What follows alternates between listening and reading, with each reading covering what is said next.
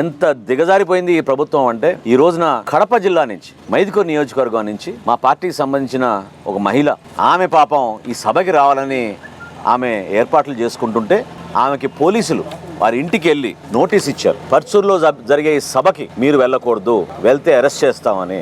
ఇంతకన్నా దౌర్భాగ్యమైన ప్రభుత్వం ఎక్కడ ఉందా చెప్పండి? పూర్తి స్థాయిలో రైతుని వ్యతిరేకించే విధంగా ఆత్మహత్య చేసుకున్న రైతు కుటుంబాలని ఆదుకోవడానికి పవన్ కళ్యాణ్ గారు వస్తుంటే ఈ ముఖ్యమంత్రి గారికి ఏ మాత్రం నిస్సిగ్గుగా ఆయన ఇటువంటి కార్యక్రమాలు వారి ప్రభుత్వం తరఫున వాళ్ళ అధికారులు చేపట్టారంటే చాలా బాధ కలిగిస్తోంది. ఇంకా విచిత్రం ఏంటంటే ఆమె సొంత ఊరు పర్చూరుకి 6 కిలోమీటర్ల దూరంలో. నేను జగన్మోహన్ రెడ్డి గారిని ప్రశ్నిస్తున్నా, ఎందుకు ఇంత ధైర్యం మీరు కోల్పోతున్నారు? ఎందుకు ఈ అభద్రతా భావం మీలో?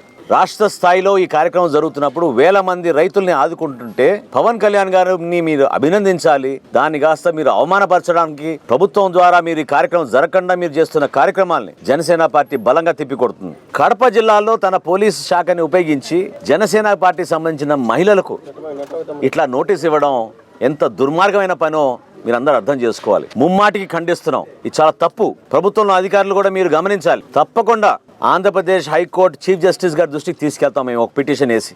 మీ చేతుల్లో ప్రభుత్వం ఉంది కదా, మీరే ఈ 3000 మందిని పిలిపించుకొని మీ తాడేపల్లి ఇంట్లో వాళ్ళకి 7 లక్షల రూపాయలు అందించండి.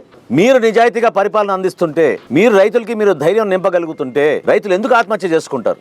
ఎందుకు మీరు ఆత్మహత్య చేసుకున్న రైతులు మీరు ఆదుకోలేకపోతున్నారు? అంత దూరం నుంచి సొంత ఊరికి ప్రయాణం చేయడానికి ఒక మహిళా నాయకురాలు అక్కడి నుంచి వస్తుంటే ఈ విధంగా పోలీస్ శాఖ నుంచి ఆమెకి నోటీస్ ఇచ్చి రేపు అరెస్ట్ చేస్తామని చెప్తే ఇంతకన్నా దౌర్భాగ్యమైన ప్రభుత్వం ఎక్కడ చూసామా? దయచేసి రాష్ట్ర ప్రజలు కూడా అర్థం చేసుకోవాలి. ఈ ప్రభుత్వాన్ని ఇంటికి పంపించే రోజులు ఖచ్చితంగా వచ్చినాయి. ప్రతి ఒక్కరు కూడా వైఎస్ఆర్సీపీ ప్రభుత్వం తొందరగా తిరిగి వెళ్ళిపోవాలి.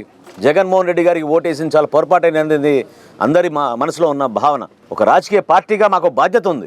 మా కార్యక్రమాలు మీరు నిర్వహించకుండా మీరు అడ్డుపడడం అనేది సిగ్గుచేటు. ఈ లెటర్ విత్డ్రా చేసుకోవాలి. ఇటువంటి అధికారులు ఎవరైనా కూడా అతిగా స్పందిస్తే, అనవసరంగా మా కార్యకర్తలను ఇబ్బంది పెడితే తప్పకుండా సోమవారం రోజు మేము ఆంధ్రప్రదేశ్ హైకోర్టు చీఫ్ జస్టిస్ గారి దృష్టికి తీసుకెళ్లి స్పెషల్ మెన్షన్ చేసి మేము పిటిషన్ వేయబోతున్నాం.